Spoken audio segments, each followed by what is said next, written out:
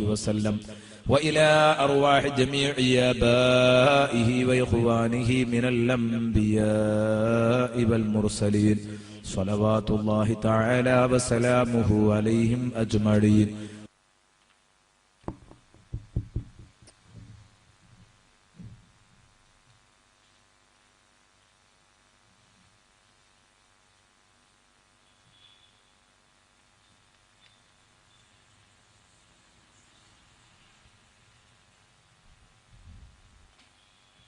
السلام عليكم ورحمة الله وبركاته.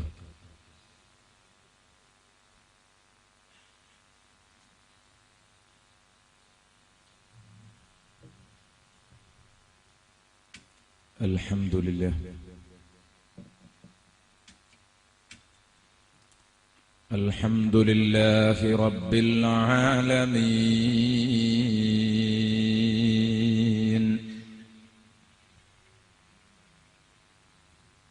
والصلاة والسلام على سيد المرسلين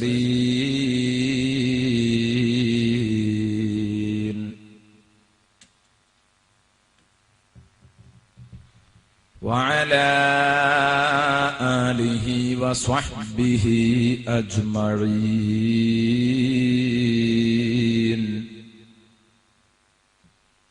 صلى الله وسلم عليك يا رسول الله.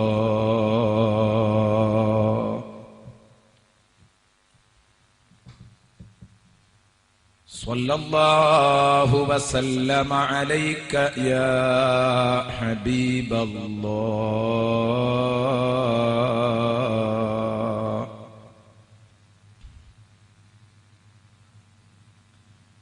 كلما ذكرك الذاكرون وغفل عن ذكرك الغافلون،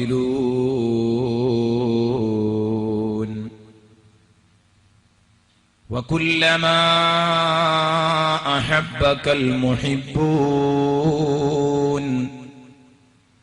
وأبغضك المبغضون.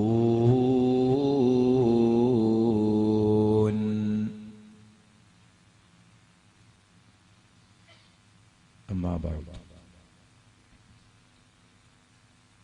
فأعوذ بالله من الشيطان الرجيم.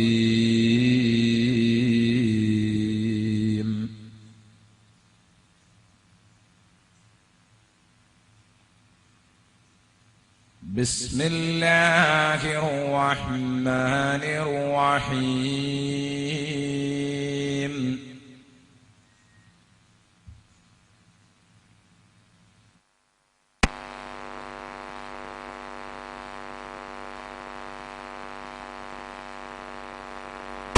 من أنفسكم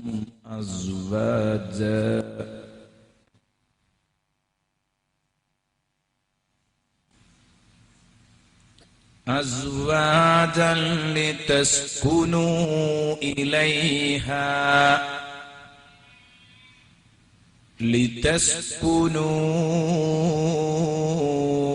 إليها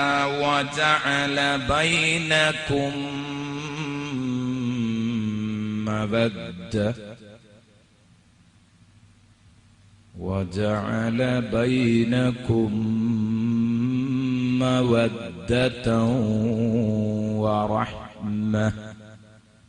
صدق الله مولانا العظيم،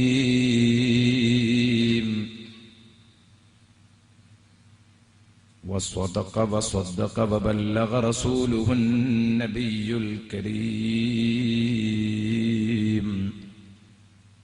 ونحن على ذلك من الشاهدين الشاكرين، والحمد لله رب العالمين. يا ربي بالمصطفى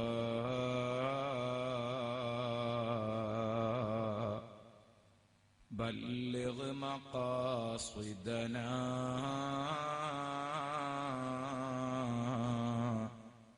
واغفر لنا ما يا واسع الكرم مولاي صل وسلم دائما أبدا على حبيبك خير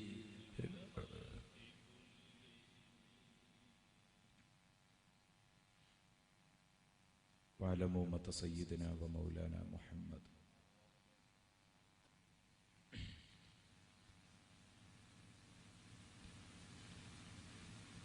ആദരണീയരായ പണ്ഡിതന്മാർ, പ്രിയപ്പെട്ട സഹോദരന്മാർ,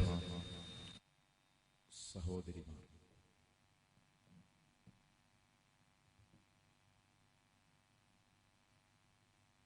സമയമൽപ്പം വൈകിയതുകൊണ്ട് പെട്ടെന്ന് വിഷയത്തിലേക്ക് കടക്കലാണ് ഭംഗിയെന്ന് മനസ്സിലാക്കി ആമുഖ ഭാഷണമൊന്നുമില്ലാതെ വിഷയത്തിലേക്ക് കടക്കുകയാണ്.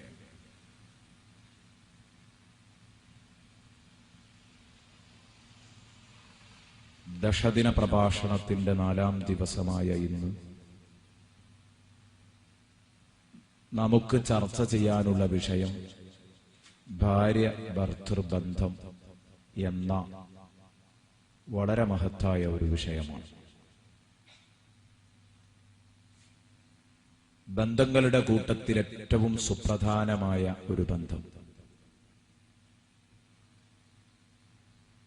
ഒരു നിലക്കും പൊട്ടിത്തകരാൻ പാടില്ലെന്ന് അല്ലാഹു ആണയിട്ടുറപ്പിച്ചു പ്രഖ്യാപിച്ച ബന്ധമായിരുന്നു മാതൃപിതൃബന്ധം. അല്ലാഹുവുമായുള്ള ബന്ധം കാത്തുസൂക്ഷിക്കുന്നത് പോലെ നിങ്ങളുടെ മാതാപിതാക്കളുമായുള്ള ബന്ധം കാത്തുസൂക്ഷിക്കണമെന്ന് അല്ലാഹു നമ്മോട് ഉത്ബോധിപ്പിക്കുകയും അതിന്റെ വിവിധ വശങ്ങളെക്കുറിച്ച് നാം ഇന്നലെയും മിനിയാന്നുമായി പരിചയപ്പെടുത്തുകയും ചെയ്തു. എങ്കിൽ തൊട്ടടുത്ത സ്ഥാനമുള്ള ഒരു ബന്ധമാണ് ഭാര്യ ഭർതൃബന്ധം. വളരെ പ്രധാനപ്പെട്ട ഈ ബന്ധം കവിഞ്ഞുപോയതിനാൽ വഷളായ ബന്ധങ്ങളും കുറഞ്ഞുപോയി എന്നതിന്റെ പേരിൽ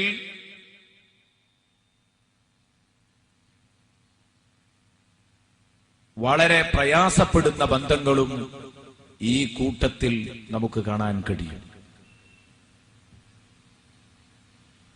ബന്ധത്തിലുള്ള സ്നേഹം കവിഞ്ഞുപോയതിനാൽ വഷളായി പോയ കുടുംബങ്ങൾ, ഈ ബന്ധം സ്ഥാപിക്കുന്നിടത്ത് കുറവ് വന്നു എന്ന കാരണം കൊണ്ട് തകർന്നുപോയ കുടുംബങ്ങൾ, 2 തരത്തിലുള്ള കുടുംബങ്ങളെയാണ് നമുക്കിവിടെ കാണാൻ കഴിയുന്നത്. ഈ ബന്ധത്തിന്റെ വിശുദ്ധിയുടെ ആഴവും പരപ്പും സൂചിപ്പിക്കുന്ന പദങ്ങൾ, പ്രഖ്യാപനങ്ങൾ വിശുദ്ധ ഖുർആനിലുടനീളം ഖുർആനിലും ഹദീസിലുമായി നമുക്ക് കാണാൻ കഴിയുന്നു, പഠിക്കാൻ സാധിക്കുന്നു. ഇൻഷാ അല്ലാഹ് നാളെയുള്ള ചർച്ചയിലായിരിക്കും അത് കൂടുതൽ കടന്നു വരിക. ഹദീസുകളും ആയത്തുകളും കൂടുതൽ വെച്ച് എല്ലാ വിഷയങ്ങളും, കാരണം ഹുക്കൂക്കുകൾ കൂടുതൽ പറയുന്നത് നാളെയാണ്. ഇന്ന് മൊത്തം ഈ ബന്ധം ഇതൊരു ബന്ധനമായി മാറരുത് എന്ന ഒരു ചർച്ചയിൽ മാത്രം ഒതുങ്ങാൻ പോവുകയാണ്. ഭാര്യാഭർത്തൃ ബന്ധം എന്ന് പറയുന്നത് വളരെ ഐക്യത്തിലും ഒരുമയിലും ജീവിക്കേണ്ടതാണ്. യഥാർത്ഥത്തിൽ ഇണകൾ എന്ന കാര്യത്തിൽ ആർക്കും തർക്കമില്ല. അപ്പോഴേ അവരുടെ ജീവിതത്തിൽ സന്തോഷം നിലനിൽക്കൂ.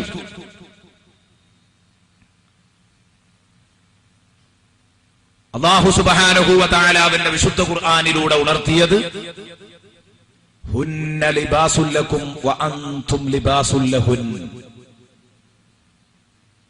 ഈ ആയത്തിന്റെ സ്വഭാവത്തെക്കുറിച്ച് എന്റെ പ്രിയപ്പെട്ട കൂട്ടുകാർ പലപ്പോഴും ചിന്തിച്ചിട്ടുണ്ടാകും. അവർ നിങ്ങളുടെ ഉടയാടകളാണ്, നിങ്ങൾ അവരുടെ ഉടയാടകളാണ്. വിശുദ്ധ ഖുർആൻ പരിചയപ്പെടുത്തിയത് അങ്ങനെയാണ്. ഹുന്ന ലിബാസുൽ ലക്കും വ അൻതും ലിബാസുൽ ലഹുന്ന. ഭാര്യമാര് ഭർത്താക്കന്മാരുടെ ഉടയാടകളാണ്, ഭർത്താക്കന്മാര് തിരിച്ച് നിങ്ങൾ അവരുടെയും ഉടയാടകളാണ് എന്ന് പരിചയപ്പെടുത്തുന്ന ഈ ആയത്തിന്റെ താല്പര്യം ഭാര്യ ഭർത്താവിന്റെയും ഭർത്താവ് ഭാര്യയുടെയും വസ്ത്രമാണെന്നല്ല, മറിച്ച് ഇവർ രണ്ടുപേരും ഉണ്ടായിരിക്കേണ്ട മാനസിക പൊരുത്തമാണ് ഇത് സൂചിപ്പിക്കുന്നത് എന്ന് തഫ്സീർ ഗ്രന്ഥങ്ങൾ അഭിപ്രായപ്പെട്ടത് നമുക്ക് കാണാം. അല്ലാതെ ഭാര്യയും ഭർത്താവും പൂർണ്ണ നഗ്നരായിട്ട് അവർ പരസ്പരം ഒട്ടിച്ചേർന്ന് നിന്നാൽ എന്താണോ നിങ്ങൾ ഔറത്ത് മറക്കാത്തെന്ന് ചോദിക്കുമ്പോ ഈ ആയത്തോതി ന്യായീകരിക്കാൻ പറ്റില്ല. ഹുന്ന ലിബാസുല്ലക്കും വാൻതും ലിബാസുല്ലഹുന്ന. ഇപ്പറഞ്ഞതിന്റെ അർത്ഥം എന്താ? അത്രയും മാനസിക പൊരുത്തം നിങ്ങൾക്കിടയിൽ ഉണ്ടാവണമെന്നാണ്. എങ്ങനെ? ധാരിയും വസ്ത്രവും തമ്മിൽ വിട്ടുപിരിയാത്ത ബന്ധമാണ്. ആ ബന്ധമായിരിക്കണം ഉണ്ടാകേണ്ടത്. അതുകൊണ്ടാണ് ഖുർആൻ അവിടെ ലിബാസ് എന്ന പ്രയോഗം തന്നെ പ്രയോഗിച്ചത്. അല്ലെങ്കിൽ സിയാബ് എന്ന് പറയാമായിരുന്നു. ഹുന്ന സിയാബുല്ലക്കും വഅൻതും സിയാബുല്ലഹുന്ന. ഇങ്ങനെ ഒരു പ്രയോഗം ഖുർആൻ പറഞ്ഞിട്ടില്ല. കാരണം എന്തുകൊണ്ട്? സിയാബ് എന്ന് പറയുമ്പോൾ അത് പെട്ടിയിൽ മടക്കി വെച്ചാലും പറയാം, ടെക്സ്റ്റൈൽസിൽ മടക്കി വെക്കുമ്പോഴും പറയാം, നിങ്ങളുടെ ഹാങ്ങറിൽ തൂക്കിയിടുമ്പോഴും പറയാം. അപ്പോഴൊക്കെ നിങ്ങളുടെ മുണ്ടിനും ഷർട്ടിനും തുണിക്കുമൊക്കെ സിയാബ് വസ്ത്രം എന്ന് പറയാം. പക്ഷേ അറബി ഭാഷയിൽ ലിബാസി എന്നതിന് ലബിസ എന്ന പദവുമായി വലിയ ബന്ധമുണ്ട്. ധരിച്ചിരിക്കുന്ന വസ്ത്രം. അപ്പൊ എപ്പോഴും ഒരു മുണ്ടെങ്കിലും ഉടുക്കാതെ ഒരു മനുഷ്യൻ നിൽക്കില്ല. അപ്പൊ എന്തെങ്കിലും ഒരു മുണ്ടെങ്കിലും ഒരു മനുഷ്യന്റെ ശരീരത്തിൽ ഉണ്ടാവുമെന്നതുകൊണ്ട് ഉടയാടയെ തൊട്ട് ധാരി പിരിഞ്ഞു നിൽക്കാത്തതുപോലെ നിങ്ങളും നിങ്ങളുടെ ഭാര്യയും രണ്ടുപേരുടെ മനസ്സും എപ്പോഴും കെട്ടുപിടഞ്ഞ് കിടക്കണമെന്നാണ് ഹുന്ന ലിബാസുല്ലക്കും വഅൻതും ലിബാസുല്ലഹുന്ന എന്ന് പറഞ്ഞ ആ ആയത്തിന്റെ താല്പര്യം. അതിലൂടെ നമ്മെ സൂചിപ്പിക്കുന്നത്, പഠിപ്പിക്കുന്നത് അതാണ്. അപ്പോൾ ഒരുപക്ഷെ നിങ്ങളുടെ ഭാര്യ ഇവിടെയായിരിക്കും, തിരൂരങ്ങാടിയിൽ ഗാർഹിക ജോലികളിൽ നേരം വെളുത്ത് വൈകുന്നേരം വരെ മുഴുകി ഓടി നടക്കുന്ന ഈ ഭാര്യ, വീട്ടിനകത്തോടി നടക്കുന്ന ഭാര്യ. എന്റെ പ്രിയപ്പെട്ട സഹോദരന്മാർ, നിങ്ങളോ അങ്ങ് അകലെ ജിദ്ദയിലോ അല്ലെങ്കിൽ UAE-യിലോ മറ്റെവിടെയെങ്കിലുമൊക്കെ ഗൾഫ് നാടുകളിൽ നിങ്ങൾ എല്ലുമുറിയെ അധ്വാനിച്ചു കൊണ്ടിരിക്കുന്നു, കഷ്ടപ്പെട്ട് അധ്വാനിച്ചു കൊണ്ടിരിക്കുന്നു. രണ്ടുപേരെയും വിട്ടുപിരിച്ചത് കിലോമീറ്ററുകളുടെ ദൈർഘ്യമാണ്. രണ്ടുപേരും തമ്മിൽ കിലോമീറ്ററുകളുടെ അന്തരമുണ്ട്. പക്ഷേ കൽബുകൾ എപ്പോഴും കെട്ടുപിണഞ്ഞ് തന്നെയായിരിക്കും. ആ സഹോദരൻ രാത്രി സമയത്ത് തന്റെ ബെഡിലേക്ക് വന്ന് ചായുമ്പോൾ, അതുപോലെ തന്നെ ഉച്ച സമയത്ത് തന്റെ കഠിനാധ്വാനം പിടിച്ച ജോലിയുമായി ബന്ധപ്പെട്ടുകൊണ്ടിരിക്കുമ്പോ അവന്റെ മനസ്സിലേക്ക് അവന്റെ പ്രിയപ്പെട്ട സഹധർമ്മിണി കടന്നുവരും. സഹധർമ്മിണിയുടെ മനസ്സിലേക്ക് തന്റെ പ്രിയപ്പെട്ട മാരനെ കുറിച്ചുമുള്ള ഓർമ്മകൾ ഇടയ്ക്കിടെ കടന്നു വരുമെന്നല്ല, വരണമെന്നാണ് ഈ പറഞ്ഞത്. ഹുന്ന ലിബാസുല്ലക്കും വഅൻതും ലിബാസുല്ലഹുൻ. നിങ്ങൾക്ക് ഇത്രയും വലിയ മാനസിക പൊരുത്തം വേണം. നിങ്ങളുടെ മനസ്സുകൾ തമ്മിൽ പിരിഞ്ഞു നിൽക്കാൻ പാടില്ല. ഇത്രയും നല്ല ബന്ധം വസ്ത്രവും ധാരിയും തമ്മിലുള്ള ബന്ധം ശ്രദ്ധേയമായതുപോലെ നിങ്ങൾ ഭാര്യ ഭർത്താക്കന്മാര് തമ്മിലുള്ള കൽബിന്റെ ബന്ധം ശ്രദ്ധേയമാവേണ്ടതുണ്ട്. അതുകൊണ്ട് നല്ല സ്നേഹത്തിലും ഐക്യത്തിലും പൊരുത്തത്തിലും ജീവിക്കേണ്ടവരാണ് ഭാര്യ ഭർത്താക്കന്മാർ. പക്ഷെ ആ സങ്കല്പങ്ങളൊക്കെ പഴച്ചു പോവുകയാണ്. കുറച്ചു കാലമൊക്കെ കുഴപ്പമുണ്ടാവില്ല. കുറച്ചു കാലമൊക്കെ റാഹത്തിലും സന്തോഷത്തിലും ജീവിച്ച് പിന്നെ മരിക്കുന്നത് വരെ അടിയും പിടിയും നായാട്ടും വഴക്കു പറച്ചിലുമായിട്ട് ഇങ്ങോട്ട് പോകുന്ന ഒരുപാട് കുടുംബങ്ങളുണ്ട്. ഒരു സുഖവും വീട്ടിൽ കിട്ടാത്ത കുടുംബങ്ങൾ. ഞാൻ കുറെ കാര്യങ്ങൾ ഇന്ന് പറയാൻ പോകും. അപ്പൊ പുരുഷന്മാരോട് അഡ്വാൻസ് ആയി പറയാം, നിങ്ങളെ തൃപ്തിപ്പെടുത്താൻ നാളെ പറഞ്ഞോളാം. വിഷമിക്കേണ്ടതില്ല. കാരണം പെണ്ണുങ്ങളുടെ ബാധ്യത ഇങ്ങോട്ടും, നിങ്ങളുടെ ബാധ്യത അതിനൊന്ന് തീർക്കുകയില്ല. ബാധ്യതകളിലേക്ക്, മെയിനായ ബാധ്യതകളിലേക്ക് കടക്കുന്നുമില്ല. നാളെ ചുരുക്കി പറയാം. പക്ഷെ പലപ്പോഴും നമ്മുടെയൊക്കെ സ്വന്തം ജീവിതത്തെ ഒന്ന് പോസ്റ്റ്മോർട്ടം ചെയ്താൽ വളരെ വിഷമമുള്ള വാർത്തകളായിരിക്കും പലപ്പോഴും പുറത്തു വരിക. കാരണം ഈ ഒരു ബന്ധം, ദാമ്പത്യ ബന്ധം വേണ്ടതുപോലെ സന്തോഷകരമാക്കുന്നവർ വളരെ ചുരുക്കമാണ്. ഭാര്യയെ കേവലം വൈകാരിക ദാഹം തീർക്കാനുള്ള ഒരു യന്ത്രമായി കാണുന്നവരുണ്ട്. ഭാര്യയ്ക്ക് ഇണക്കിളിയുടെ സ്ഥാനം വകവെച്ചു കൊടുക്കണം. ഭാര്യയ്ക്ക് സഹധർമ്മിയുടെ സ്ഥാനം വകവെച്ചു കൊടുക്കണം. ഭാര്യയ്ക്ക് ജീവിത പങ്കാളിയുടെ സ്ഥാനം വകവെച്ചു കൊടുക്കണം. ഇതുപോലും വകവെച്ചു കൊടുക്കാതെ ഭാര്യയെ തന്റെ വീട്ടിലെ ഒരു വേലക്കാരിയായി കാണുന്നവർ, തന്റെ ഭാര്യയെ തന്റെ വീട്ടിലെ ഒരു അടിമപ്പെണ്ണായി കാണുന്നവർ വരെ സമൂഹത്തിലുണ്ട്. ഈ ഒരവസ്ഥയിൽ നിന്ന് കരകയറണമെന്നാണ് പറയുന്നത് ഹബീബ് മുഹമ്മദുർ റസൂലുള്ളാഹി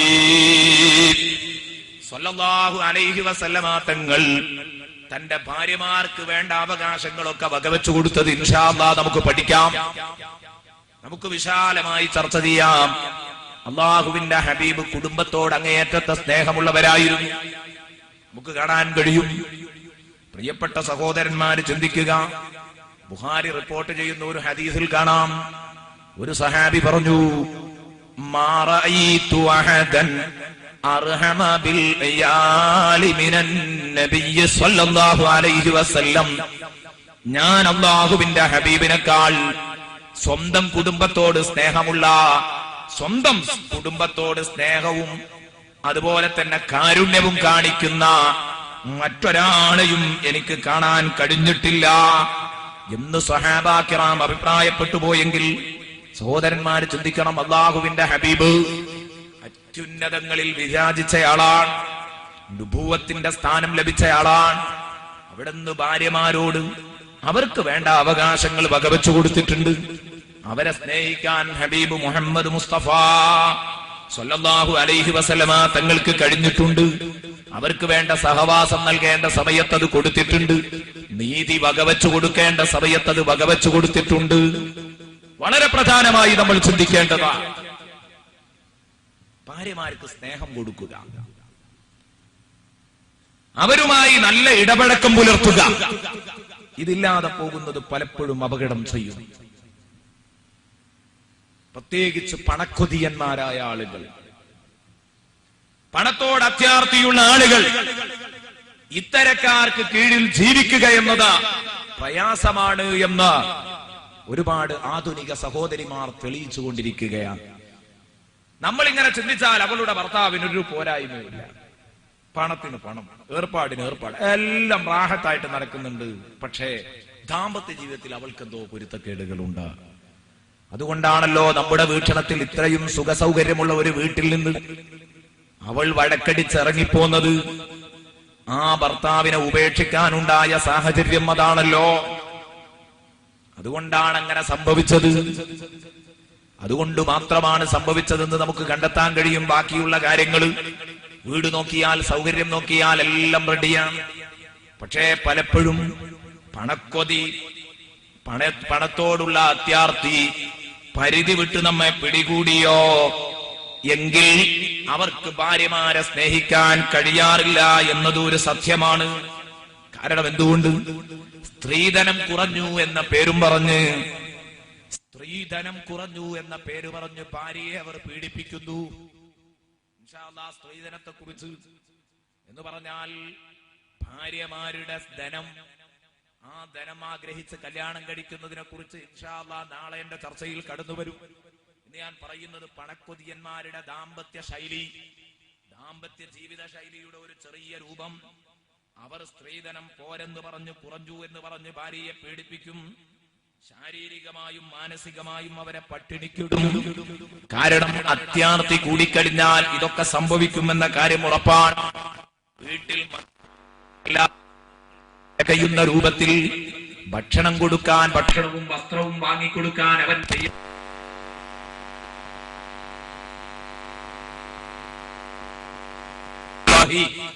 സല്ലല്ലാഹു അലൈഹി വസല്ലം ഭർത്താവ് എനിക്കും എന്റെ കുട്ടികൾക്കും മതിയായത് തരുന്നില്ല, തരുന്നത് കൊണ്ട് ഒരിക്കലും മതിയാകുന്നില്ല. പിശുക്കനാണ് ഇയാൾ, അതുകൊണ്ട് ഞാൻ അയാളെ കാണാതെ എന്തെങ്കിലും വലിച്ചെങ്കിലേ ഒക്കുള്ളൂ. അതുകൊണ്ട് അത് ചെയ്യാൻ പറ്റുമോ നബിയെ എന്ന് ചോദിച്ചിട്ട് നബി സല്ലല്ലാഹു അലൈഹി വസല്ലം തങ്ങളുടെ അടുത്ത് ഫത്വ ചോദിച്ചു വന്നു. അക്രമിക്കപ്പെട്ട പെണ്ണായതുകൊണ്ടാണ് ഇത് പറയേണ്ടി വന്നത്. ലാ യുഹിബ്ബുല്ലാഹുൽ ജഹ്റ ബിസ്സൂഇ മിനൽ ഖൗൽ. എരപ്പുകെട്ട കാര്യങ്ങള്, വളരെ വൃത്തികെട്ട കാര്യങ്ങള് പരസ്യ പ്രഖ്യാപനം നടത്തുന്നത് അള്ളാഹുവിന് ഇഷ്ടമില്ല. നാളെ ഇൻഷാ അല്ലാഹ് ഇതേ ആയത്ത് വെച്ചിട്ട് തന്നെ നമ്മൾ മരുമക്കൾ സ്വന്തം വീട്ടിൽ നടക്കുന്ന കേസുകൾ അവരുടെ ഉമ്മമാരോട് പറഞ്ഞു കൊടുക്കരുത് എന്ന് ഞാൻ ഇൻഷാ അല്ലാഹ് പറയാം. കാരണം ചെറിയ ചെറിയ പ്രശ്നങ്ങൾ ഇങ്ങനെ ഊതി വീർപ്പിച്ച ഒരിക്കലും കേൾക്കാൻ സുഖകരമല്ലാത്ത കാര്യങ്ങള് മറ്റുള്ളവരോട് പറയുന്നത് അള്ളാഹുവിന് ഇഷ്ടമില്ല. കേൾക്കാൻ സുഖകരമല്ലാത്ത കാര്യം പരസ്യപ്പെടുത്തുന്നത് അള്ളാഹുവിന് ഇഷ്ടമില്ല എന്ന് പറഞ്ഞതിൽ ചില ആളുകൾ അതിൽ നിന്ന് ഒഴിച്ചു നിർത്തിയിട്ടുണ്ട്. ഇല്ലാമന്തുലിം, പീഡിതരൊഴികെ അവരവരുടെ വിഷയം പറയേണ്ടി വരും, അവകാശങ്ങൾക്ക് വേണ്ടി ശബ്ദിക്കേണ്ടി വരും. പീഡിതർക്ക് പറയാം. ആ കൂട്ടത്തിൽ ആയത്ത് ചർച്ച ചെയ്തപ്പോൾ പറഞ്ഞതാണ് അബൂ സുഫിയാന്റെ ഭാര്യവെന്ന് പറഞ്ഞ സംഭവം. കാരണം പീഡിപ്പിക്കപ്പെട്ട പെണ്ണായതുകൊണ്ട് ആ പീഡിത വനിതക്ക് തന്റെ കാര്യം നബിതങ്ങളോട് തുറന്നു പറയേണ്ടി വന്നു.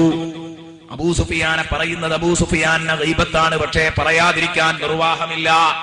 അതുകൊണ്ട് പറഞ്ഞതാണ്. റസൂലുള്ളാഹി ഫത്വയും കൊടുത്തു.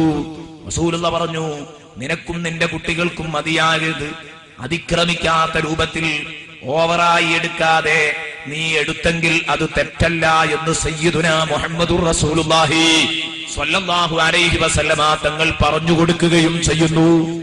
എന്തിനാ ഞാൻ എന്റെ സുഹൃത്തുക്കളോട് സഹോദരന്മാരോട് ഈ സംഭവം പറഞ്ഞത്? ഒരു നിലക്കും തന്നെ നമ്മുടെ ഭാര്യമാർക്ക് മതിയായ അളവിൽ ഭക്ഷണവും വസ്ത്രവും നമ്മൾ കൊടുത്തില്ലെങ്കിൽ അത് നമ്മുടെ സമ്പത്തിൽ നിന്ന് എടുക്കാനുള്ള അധികാരം വരെ സഹോദരിമാർക്കുണ്ട്. ഇതൊക്കെ പറയുമ്പോ സംഗതി വിഷമായിരിക്കും. സഹോദരന്മാര് ഇങ്ങനെയുള്ള വേദമൊന്നും ഉസ്താദെ ദയവ് വിചാരിച്ച് പറയില്ല. ഇതിപ്പോ ഓളൊന്ന് വലിക്കാനും കൂടെ നിന്നാ പിന്നിന്ന്. അപ്പൊ ആദ്യം തന്നെ തികയുന്ന രൂപത്തിൽ കൊടുക്കുക എന്ന് പറഞ്ഞാൽ ഓവറായി കിട്ടുന്നത് പോരാ എന്ന് കരുതി അടിച്ച് പൊളിച്ച് തൂർത്ത് കളിക്കുന്ന പെണ്ണിനെ കുറിച്ചല്ല ഈ ചർച്ച. ഭക്ഷണം കഴിക്കാൻ തികയാത്ത രൂപത്തിലായിരുന്നു അബൂ സുഫിയാന്റെ ഭാര്യയുടെ അവസ്ഥ.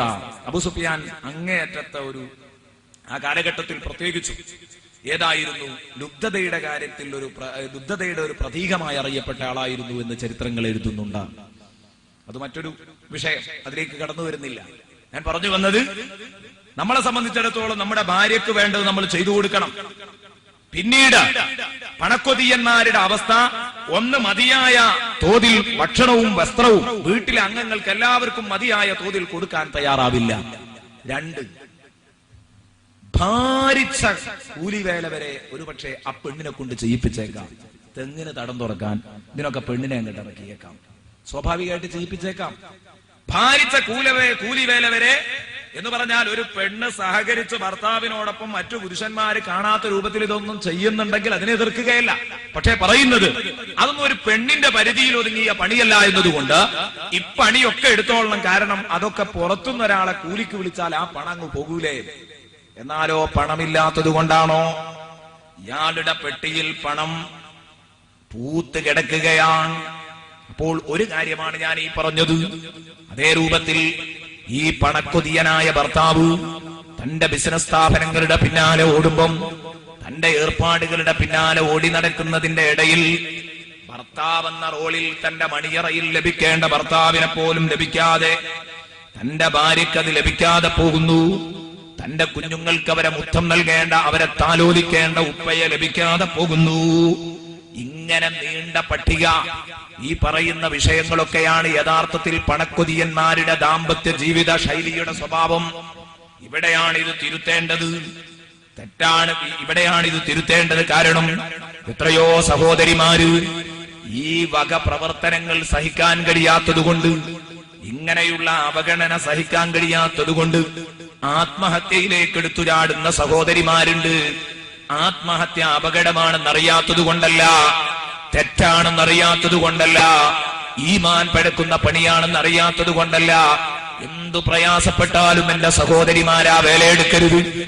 ആത്മഹത്യയിലേക്ക് ഒരിക്കലും വരാൻ പാടില്ല. വിവരം കുറഞ്ഞതുകൊണ്ട് അല്ല, വിവേകത്തിന്റെ കുറവാണ്. യഥാർത്ഥത്തിൽ ഇന്നലെ പറഞ്ഞതുപോലെ വിവേകം കുറവായതുകൊണ്ടാണ് നിങ്ങൾ അങ്ങോട്ട് എടുത്തു ചാടുന്നത്. ഒരിക്കലും ഈ ഏർപ്പാട് ചെയ്യരുതെന്ന് അവസരോചിതം ഉണർത്തിക്കൊണ്ട് എന്റെ സുഹൃത്തുക്കളോട് ഞാൻ ചോദിക്കട്ടെ, നമ്മുടെ പീഡനം കാരണമായി സ്ത്രീധനം പോരെന്ന് പറഞ്ഞ് നമ്മളും അമ്മായി ഉമ്മയും അമ്മോശനും എല്ലാവരും കൂടിച്ചേർന്ന് പീഡിപ്പിച്ച് ഒരു പെണ്ണ് ആത്മഹത്യ ചെയ്യേണ്ടി വന്നെങ്കിൽ, പത്രങ്ങളിൽ വായിക്കുമ്പോൾ പല റിപ്പോർട്ടുകളുടെയും സ്വഭാവം അങ്ങനെയാണ്. ഇങ്ങനെ വന്നെങ്കിൽ ആ പെണ്ണു ചെയ്തത് തെറ്റ് തന്നെ. പക്ഷേ അപ്പെണ്ണിനെ ആത്മഹത്യയുടെ അഗാധ ഗർത്തത്തിലേക്ക് തള്ളിവിട്ട ഈ ഭർത്താവും അവന്റെ ഉമ്മയും ഉപ്പയും രക്ഷപ്പെടാൻ പോകുന്നുണ്ടോ? അവർ ബടാ പാപികളാണെന്ന് വിധിയെഴുതാൻ നമുക്കെന്ത് പ്രയാസമുണ്ട്? അതിന് കാരണക്കാരായ അവരെ അള്ളാഹു വെറുതെ വിടുമോ? മനക്കരുത്ത് കുറഞ്ഞ പെണ്ണൊരു പക്ഷേ അത് ചെയ്തു പോയേക്കാം. പെണ്ണ് ചെയ്യാനും പാടില്ല, പക്ഷേ അപ്പെണ്ണത് ചെയ്യാൻ നിമിത്തമായ നമ്മളെ അള്ളാഹു ഒരിക്കലും വിടൂല. ചില സ്ത്രീകൾ പിന്നെ ഇപ്പണിക്കൊന്നും പോകാതെ തീ തിന്ന് ജീവിക്കുന്നുണ്ടാകും. എങ്ങനെയെങ്കിലും ഇവിടെ എത്തിപ്പെട്ടില്ല, ഇനി ഇവിടെയാണ് പൂർത്തിയാക്കുക എന്ന് കരുതിയിട്ട്. ചിലരൊക്കെ വിവാഹ മോചനം ഭർത്താവിനോട് ചോദിക്കും. ഒരിക്കലും പാടില്ലാത്തൊരു കാര്യമാണ്. പക്ഷെ ഗതി കെട്ടാൽ എന്ത് ചെയ്യും? ഭർത്താവിനോട് വിവാഹമോചനം ചോദിക്കേണ്ട ഒരവസ്ഥയിൽ വരെ എത്തും. എന്നെ ഒന്ന് തീർത്തു തരോ എന്ന് ചോദിക്കേണ്ട ഒരവസ്ഥയിൽ വരെ എത്താറുണ്ട് ചില സഹോദരിമാർ. അതും ചോദിക്കാതെ കഴിഞ്ഞേക്കാം. കാരണം എന്താ? ഇവിടുന്ന് ഇപ്പൊ ഇത് വാങ്ങി പോകുന്നത് കൊടുക്കാം. വീട്ടിലേക്ക് ചെന്നാൽ ആങ്ങളാര് തീരെ സുഖല്ല. അപ്പൊ കയ്യൂക്കുള്ള ആങ്ങളാരെ പേടിച്ചിട്ട് ഒരു പക്ഷേ ഒന്നും മിണ്ടാതെ ഉമ്മാനും ഉപ്പാനും ഒക്കെ പേടിച്ചിട്ട് ഒരു പക്ഷേ ഈ വീട്ടിൽ തന്നെ കഴിയുന്നുണ്ടാകും. ഇതൊക്കെ കണ്ട് ഇത് നമ്മുടെ ഉഷാറാണെന്ന് അങ്ങനെ ചിലർക്കൊക്കെ ധാരണ ഉണ്ടാവും. എന്റെ പെണ്ണിനെ ഞാൻ എങ്ങനെ പീഡിപ്പിച്ചിട്ടും അവളെ ഉടുക്കും പോണില്ലല്ലോ. അതിന്റെ കാരണങ്ങൾ ഇതൊക്കെ ആയിരിക്കും. ഇങ്ങനെ കുറെ സാഹചര്യങ്ങൾ അതിന്റെ പിന്നിലുണ്ടാകും. ഇത് കണ്ട് ഞാൻ ഉഷാറാണെന്ന് വിലയിരുത്തുകയല്ല വേണ്ടത്, മറിച്ച് നമ്മള് അവർക്ക് വേണ്ട അവകാശങ്ങൾ വകവെച്ചു കൊടുത്തില്ലെങ്കിൽ സംഗതി അപകടമാണ്. കഫാബിൽ മർഈസുമൻ അയ്യുളയ്യ മൻ യഖൂത് സ്വദഖ റസൂലുള്ളാഹി സ്വല്ലല്ലാഹു അലൈഹി വസല്ലമ തങ്ങൾ പറഞ്ഞു, ഒരു മനുഷ്യനെ സംബന്ധിച്ചിടത്തോളം അവൻ മഹാപാപിയാണെന്ന് വിധിയെഴുതാൻ തന്റെ ഭാര്യക്ക് ചെലവ് കൊടുക്കാതിരുന്നാൽ മതി. താൻ ചെലവ് കൊടുക്കൽ നിർബന്ധമായ ഭാര്യക്കും മക്കൾക്കും ചെലവ് കൊടുക്കാതിരുന്നാൽ അതുതന്നെ മതി. അയാൾ ഒരു മഹാപാപിയാണെന്ന് വിധിയെഴുതാൻ. ഇതാണ് ഹബീബ് തങ്ങളി പഠിപ്പിച്ചത്. കഫാബിൽ മർഈസുമൻ അയ്യുളയ്യ മൻ യഖൂത്. അങ്ങനെ കുറെ ആളുകൾ പലപ്പോഴും ഈ തവക്കുലൊക്കെ കൂടിയിട്ടുണ്ട്. അങ്ങനെ ഒരു കൂട്ടർ പറയാതിരിക്കാൻ വയ്യ. ചിലരിങ്ങനെ നാട്ടിന്റെ നാനാഭാഗത്തു കൂടി ഇങ്ങനെ കറങ്ങി നടക്കുകയായിരിക്കും. ഇവിടെ ഈ മസാറിൽ കാണാം, പിന്നെ അവിടെ പോയി നോക്കിയാൽ അവിടെ അങ്ങേപുറത്ത് വേറൊരു മസാറിൽ കാണാം. ഇവരിങ്ങനെ സിയാറത്തും കാര്യമായിട്ടൊക്കെ നടക്കുക. വീട്ടിൽ ഒരു ഭാര്യ ഉണ്ട്, 4 കുട്ടികളുണ്ട്. ഇവരെ കാര്യമൊന്നും ഇവന് യാതൊരു ശ്രദ്ധയില്ല. അപ്പോഴാണ് ഇവനെ ഏർവാടിന്നോ നാഗൂരിന്നോ എവിടെന്നെങ്കിലും നമ്മൾ കണ്ടുമുട്ടുന്നത്. അദ്ദേഹത്തോട് ചോദിക്കുകയാണ്, അല്ല സുഹൃത്തെ, നിനക്ക് നിന്റെ നാട്ടിലൊരു പെണ്ണും കുട്ടികളുണ്ടല്ലോ, അവർ വളരെ കഷ്ടപ്പെട്ടാണ് ഇന്ന് കഴിയുന്നത്, നീ പോകുന്നതിന്റെ ശേഷം. ഇയാൾ സിയാറത്തിന് പോയിട്ട് കൊല്ലങ്ങളോളായി നടക്കന്നെ.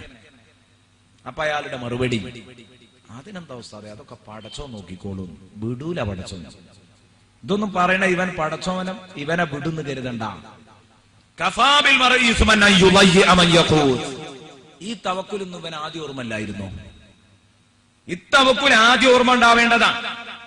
കല്യാണം കഴിക്കാതിരിക്കൽ ഇസ്ലാമിന്റെ പൂർണ്ണ സ്വഭാവമല്ല. ഇനി പോവട്ടെ, അങ്ങനെ ഒരു തവക്കുലുമായിട്ട് ഇറങ്ങുകയാണെങ്കിൽ അതിന് നേരത്തെ നോക്കേണ്ടി വരും. കല്യാണം കഴിച്ച് കുട്ടികളും ബാധ്യതയുള്ള ഒരാള് അവരെ തീറ്റിപ്പോറ്റൽ അവന്റെ നിർബന്ധ ചുമതലയാണ്. അല്ലെങ്കിൽ അള്ളാഹു തആല അവനെ കൈകാര്യം ചെയ്യുന്നതാണ് നബി സല്ലല്ലാഹു അലൈഹി വസല്ലം പഠിപ്പിച്ചത്. അതുകൊണ്ട് സ്വന്തം ഭാര്യയുടെയും മക്കളുടെയും കാര്യത്തിൽ ശ്രദ്ധ പുലർത്താത്തവർ അപകടത്തിലേക്കാണ് ഈ പോക്ക് എന്ന് കൂട്ടത്തിൽ ഉണർത്തണം. എന്നിട്ട് അവരുടെ വെപ്പ് എന്താ, ഞങ്ങളൊരു വലിയാണ്, ഞങ്ങൾ വിലായത്തിന്റെ മർത്തബയ്ക്ക് ഉയർന്നിട്ടുണ്ട് എന്നൊക്കെ വിചാരിച്ചിങ്ങനെ നടക്കുവാണ്. ഇത് നടക്കൂല എന്നാ ഞാൻ പറഞ്ഞത്. കുറെ ആളുകൾ അങ്ങനെ ഉണ്ട്. അത് ആകെ ഒരു 10-50 വയസ്സാണ്ടായിട്ടാ. അതുവരെ കുഴപ്പമൊന്നും ഉണ്ടാവില്ല. ഒരു 10, 40, 50 വയസ്സൊക്കെ ആവുമ്പോ ഭാര്യയും കുട്ടികളൊന്നും വേണ്ട ആവശ്യമൊന്നുമില്ല. ആ ഒരു ഘട്ടത്തിലെത്തുമ്പോ ഭാര്യനും മക്കളെയൊക്കെ ഒഴിവാക്കിയിട്ട് അങ്ങ് പോകല, പിന്നെ ഇങ്ങനെ നടക്കുക. എന്നാൽ ഇത് ശരിക്കും അല്ലാഹു തആല ചോദ്യം ചെയ്യുമെന്ന് എന്റെ സഹോദരിമാരും സഹോദരന്മാർ പ്രത്യേകിച്ച് ഈ കാര്യം ഗൗരവത്തോടുകൂടെ മനസ്സിലാക്കണമെന്ന് ഉണർത്തുകയാണ്. പണക്കൊതി അതൊരു വലിയ വിഷയമാണ്. ഞാൻ നേരത്തെ പറഞ്ഞത് ഇത് ആ കൂട്ടത്തിലൊന്നും ഉണർത്തി എന്ന് മാത്രം. പണക്കൊതിയന്മാർക്ക് പലപ്പോഴും ഭാര്യമാരെ സ്നേഹിക്കാൻ കഴിയില്ലെന്ന് പറഞ്ഞത് നേരത്തെ പറഞ്ഞ ആ കുഴപ്പങ്ങളൊക്കെ അതൊന്നും അവർക്ക് പൂർത്തിയാക്കി വീട്ടാൻ കഴിയാത്ത ഒരവസ്ഥയുണ്ടാകും. ഭർത്താവ് എന്ന റോളിൽ പോലും അവരെ കിട്ടില്ല, അവരോടി നടക്കുകയാണ്. ഇതൊക്കെ ഭർത്താവിന്റെ ഭാര്യയുടെ സമ്മതത്തോടുകൂടെയാവണം. ഭാര്യയുടെ സമ്മതത്തോടുകൂടെ എന്ന് പറഞ്ഞാൽ മുഴുവൻ ഇവൻ പൂർണ്ണമായി ഭാര്യയ്ക്ക് അടിമപ്പെട്ടു എന്നല്ല, മറിച്ച് ഭാര്യയ്ക്ക് ചെയ്തു കൊടുക്കേണ്ട ബാധ്യതകൾ, ഭാര്യയോട് നിർവഹിക്കേണ്ട ബാധ്യതകൾ ഇവൻ നിർവഹിക്കണം. വസ്ത്രം കൊടുക്കണം. കീറിയ മുണ്ട് തന്നെ വീണ്ടും വീണ്ടും തുന്നിയെടുത്ത് കുളിക്കടവിൽ ചെല്ലുമ്പോൾ തന്റെ സഹോദരിമാരോട് വാസനാ സോപ്പും അലക്കു സോപ്പും യാചിച്ചു വാങ്ങി. കല്യാണങ്ങളും ആഘോഷ ചടങ്ങുകളുമൊക്കെ വരുമ്പം അവൾ മനഃപൂർവ്വം ഒഴിഞ്ഞുമാറി. ഭർത്താവിന്റെ മാന്യത ഒരുപക്ഷെ രക്ഷിക്കുന്നുണ്ടാകും, മാനം രക്ഷിക്കുന്നുണ്ടാകും. ഇത് നേരത്തെ പറഞ്ഞതുപോലെ എന്ത് വന്നാലും ഞാൻ ജീവിക്കാൻ തീരുമാനിച്ചു എന്ന് കരുതിയായിരിക്കും ഇങ്ങനെ വെന്തുരുകി ജീവിക്കുന്ന അനേകായിരങ്ങളെ നമുക്ക് കാണാം. പ്രസവാനന്തര പരിരക്ഷകൾ ലഭിക്കാത്ത എത്രയോ സഹോദരിമാർക്ക് അകാല വാർദ്ധക്യം അവരെ പിടികൂടുന്നു. അപ്പോഴേക്ക് ഇവൻ പ്രസവാനന്തര ശുശ്രൂഷകൾ നടത്താറില്ല, പരിരക്ഷകൾ നൽകാറില്ല. എങ്കിൽ ആ പെണ്ണുങ്ങാനും അകാല വാർദ്ധക്യത്തിലേക്ക് വന്നു വീണാലോ ഇവൻ രണ്ടാമത് കെട്ടാനിറങ്ങുകയാണ്. ഈ തരത്തിൽ ഉളുപ്പില്ലാത്ത പ്രവൃത്തിയുമായി നടക്കുന്ന സഹോദരന്മാര് ശ്രദ്ധിക്കണം. ഇത് ഇത്ര ഗൗരവത്തോടു കൂടെ പറയാൻ കാരണം ഇങ്ങനെ കുറെ ആളുകളുണ്ട്. ഭാര്യ പ്രസവിച്ചാൽ ആ ഭാഗത്തേക്ക് തിരിഞ്ഞു നോക്കില്ല, അവൾക്ക് കൊടുക്കേണ്ട പരിരക്ഷകൾ നൽകില്ല. ഇതൊക്കെ അങ്ങ് മാറ്റിവെച്ചിട്ട് പിന്നെ അവൾ തനിക്ക് പോരെന്ന് തോന്നുന്ന വല്ല കുഴപ്പങ്ങളും ഉണ്ടെങ്കിലോ ശരീരത്തിന് വേണ്ടതുപോലെ നോക്കാതെ പിന്നെ വേറെ ഒന്ന് കെട്ടുന്നു, അതും ശരിയല്ലെങ്കിൽ വേറെ ഒന്ന് കെട്ടുന്നു.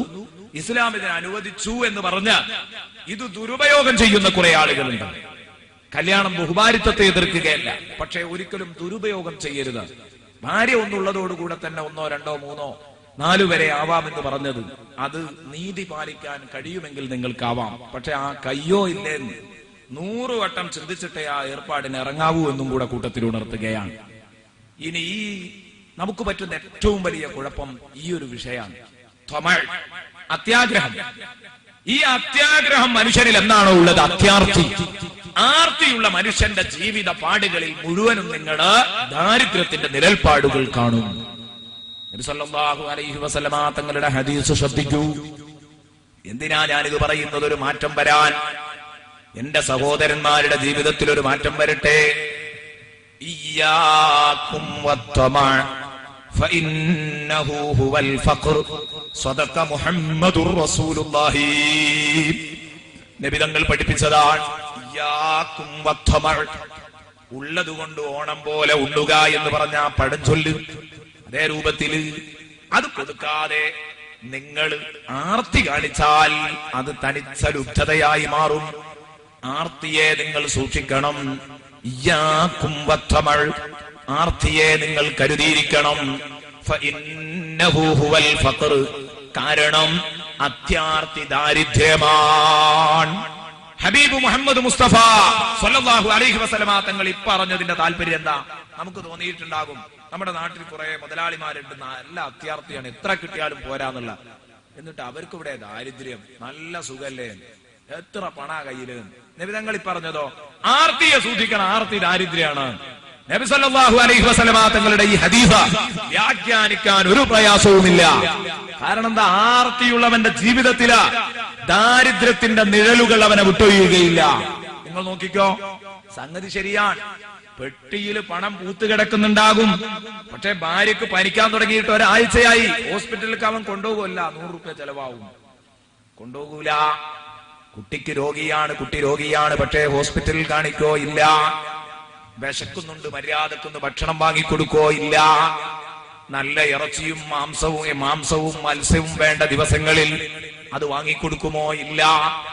നല്ല ഭക്ഷണം കുടുംബത്തിനില്ല. എന്തേ കാരണം? അത് വാങ്ങിയാൽ അത്രയും പണമങ്ങ് പോകില്ലേ? അതുകൊണ്ട് ഒരു ദിവസവും കൂടെ ഒരു ദിവസം ആ കീറിയത് തന്നെ തുന്നി ഒപ്പിക്കട്ടെ എന്ന് കരുതി അവൻ ജീവിക്കും. ഇതാ പറഞ്ഞത് ഇയ്യാകും വത്തമഅ ഫഇന്നഹു ഹുവൽ ഫഖർ. പെട്ടിയിൽ പണം പൂത്തുകിടക്കും, പക്ഷേ അവന്റെ ജീവിതം ദാരിദ്ര്യത്തിന്റെ അതേ ഒരു പരമദരിദ്രന്റെ ജീവിതമായിരിക്കും. കൂലിപ്പണിക്കാരൻ അവന്റെ ഭാര്യയെ ഇതിലേറെ മട്ടത്തിൽ നോക്കുന്നുണ്ടാകും. പക്ഷേ ഈ മുതലാളിയുടെ ഭാര്യയോ സുഖമില്ലാതെയായാൽ ഹോസ്പിറ്റലിൽ കൊണ്ടുപോകില്ല.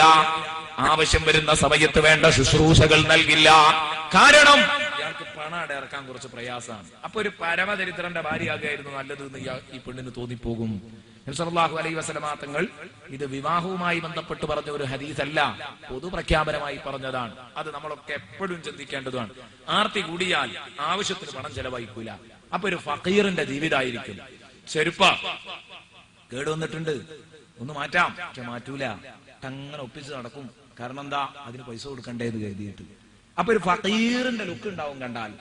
ഇതാണ് നബി തങ്ങൾ പറഞ്ഞത്, ഇയ്യാകും വത്തമഅ ഫഇന്നഹു ഹുവൽ ഫഖർ.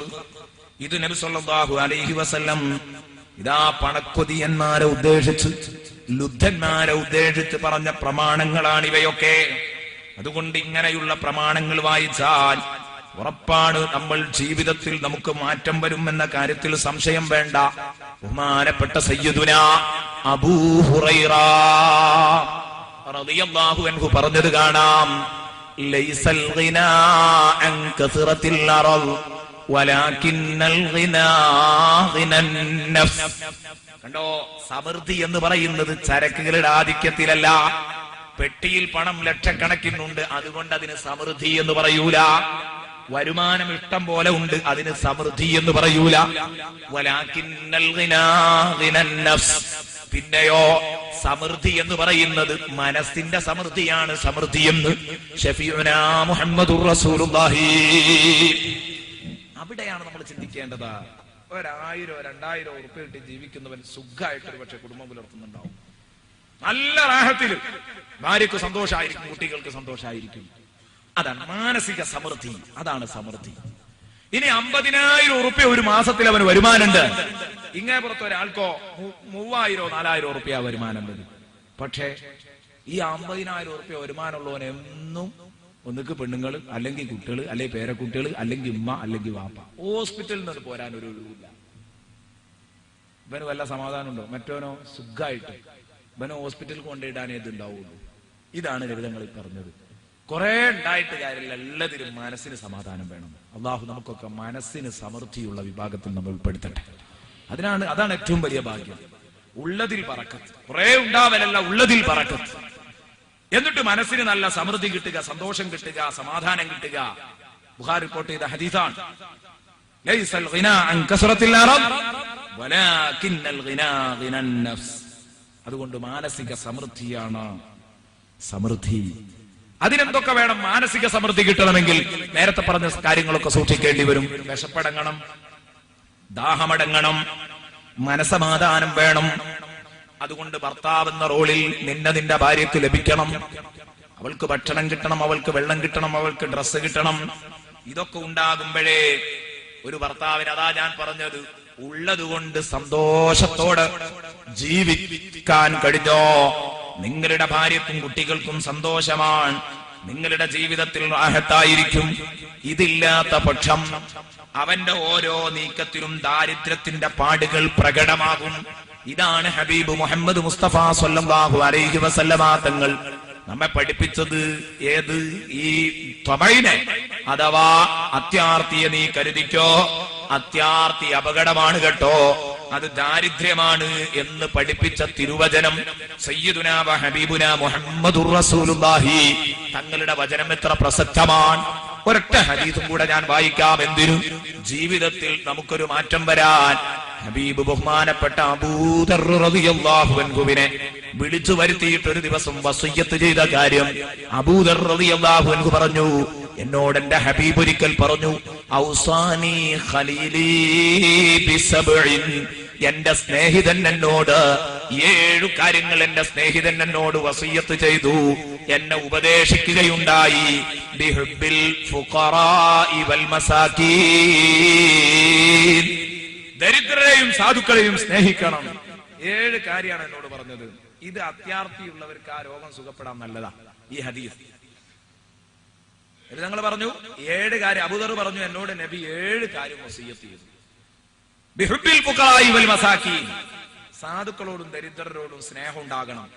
സ്നേഹം ഉണ്ടായാ പോരാ, വഅന്നദുനുവ മിൻഹും. ഞാൻ അവരോട് ഒട്ടി നിൽക്കണം, അടുത്തു നിൽക്കണം എന്നും എന്നോട് പറഞ്ഞു.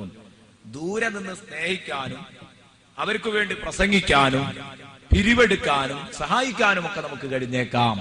പക്ഷേ യഥാർത്ഥ സാധുവിന്റെ ജീവിത ശൈലി എന്താണെന്ന് അറിയണമെങ്കിൽ അവനോടൊപ്പം ഒട്ടി നിൽക്കണം. ഒരു ദിവസം ഒരു മുന്നറിയിപ്പില്ലാതെ അവന്റെ വീട്ടിലേക്ക് ഒരു ഉച്ചഭക്ഷണത്തിന്റെ സമയത്ത് അങ്ങ് കയറി ചെന്ന് നോക്കൂ. അതിഥിയാകുന്ന നിന്നെ മാന്യമായൊന്ന് സൽക്കരിക്കാൻ അവൻ കഷ്ടപ്പെടുന്നത് നമുക്ക് കാണാം. അവൻ എടുത്തു വെച്ച കഴിച്ചുകൊണ്ടിരിക്കുന്ന ഭക്ഷണത്തിന്റെ സമയത്ത് നീ അങ്ങ് കയറി ചെന്നാൽ അവൻ കഴിക്കുന്ന ഭക്ഷണം കണ്ടാൽ നിന്റെ വിഭവ സമൃദ്ധമായ ഭക്ഷണത്തിന്റെ ഒരു ഭാഗം ഈ പാവപ്പെട്ട സഹോദരന് വേണ്ടി നീ നീക്കി വെക്കും. ഇതിനാണ് മിൻഹും. അതിന് സാധുക്കളുടെ വിഷമം എന്താണെന്നറിയണം. അവൻ പുറത്തേക്ക് ഇങ്ങനെ ഇറങ്ങുമ്പോ തുണിപ്പായം തേച്ചിട്ടുണ്ടാവും. മൂത്തുക്കാട് നോക്കിയാൽ നമ്മളെക്കാൾ സുഖമായിരിക്കും. അതങ്ങനെയാ മാന്യന്മാരങ്ങനെയാണ്. പറയിപ്പിച്ചുകൊണ്ട് ഇങ്ങനെ നടക്കൂല. മാന്യന്മാർ പുറത്തിങ്ങനെ ഇറങ്ങുമ്പോൾ നല്ല റാഹത്തുണ്ടാവും കാണാൻ. പക്ഷെ ഉള്ളിലെ കഥ കുമ്പളങ്ങയായിരിക്കും. അതുകൊണ്ട് ഇങ്ങനെയുള്ള ആളുകളെ നമ്മൾ മനസ്സിലാക്കിയിട്ട് അവരോട് അടുത്ത് നിൽക്കുമ്പോഴേ മനസ്സിലാക്കാൻ കഴിയുള്ളൂ. അതിനാണ് വിധങ്ങൾ അത് പറഞ്ഞത്. സാധുക്കളോട് ഞാൻ ഒട്ടി നിൽക്കണം, അടുത്തു നിൽക്കണം എന്നും എന്നോട് പറഞ്ഞു.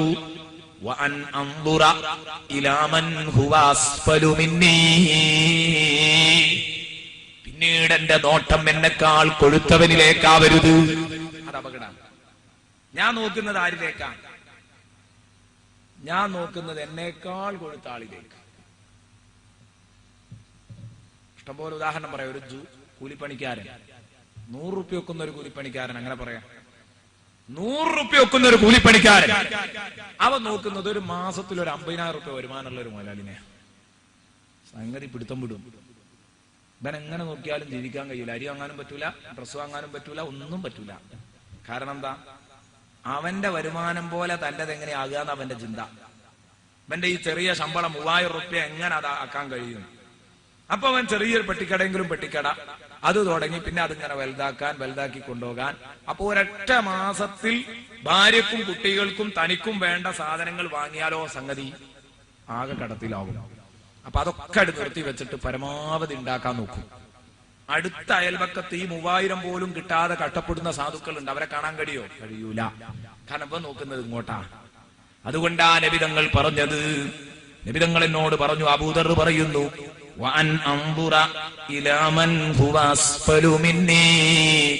എന്നെക്കാൾ താഴെയുള്ളവനിലേക്ക് നോക്കണം. അപ്പോൾ ഞാൻ നോക്കേണ്ടത് എങ്ങോട്ടാ? 5000 രൂപ ഒരു മാസം തോറും എനിക്ക് കിട്ടി വരുന്നുണ്ടെങ്കിൽ, ഓരോ മാസം തോറും 5000 രൂപ എനിക്ക് കിട്ടുന്നുണ്ടെങ്കിൽ ഞാൻ നോക്കേണ്ടത് 50 രൂപ ഒരു മാസത്തിൽ, ഒരു ആഴ്ചയിൽ, ഒരു ദിവസത്തിൽ എന്ന് പറയുമ്പോൾ മാസത്തിൽ 1500 രൂപ ഒപ്പിക്കാൻ കഴിയാത്ത ഒരു സാധുവിനെയാണ് ഞാൻ ശ്രദ്ധിക്കേണ്ടത്. അത് ശ്രദ്ധിക്കുമ്പോഴാണ് എന്റെ ഗൗരവം ഞാൻ അറിയാം, എന്റെ നിഅമത്തിന്റെ വലുപ്പം ഞാൻ അറിയുക.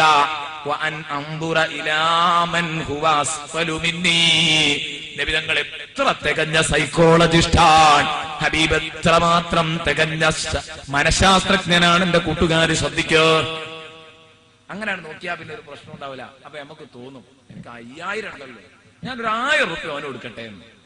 ഞാൻ തോന്നി കിട്ടിയ രക്ഷപ്പെട്ടില്ലേ, ആ സാധു രക്ഷപ്പെട്ടില്ലേ. അപ്പൊ നബിതങ്ങൾ ശരിക്ക് സൈക്കോളജിക്കലായിട്ട് ആ കാര്യങ്ങൾ പറയുന്നത്. എന്നേക്കാൾ താഴ്ന്നവനിലേക്ക് നോക്കണം. എന്നേക്കാൾ കൊഴുത്തവനിലേക്ക് നോക്കരുതെന്ന് ഹബീബനോട് പറഞ്ഞു. എന്റെ കുടുംബത്തെ ഞാൻ ചേർക്കണമെന്ന് പറഞ്ഞു. അവരെന്നെ മുറിച്ചു പോയാലും, അവരെന്നോട് ക്രൂരത കാണിച്ചാലും ഞാൻ അവരെ ചേർത്ത് പിടിക്കണമെന്ന് പറഞ്ഞു.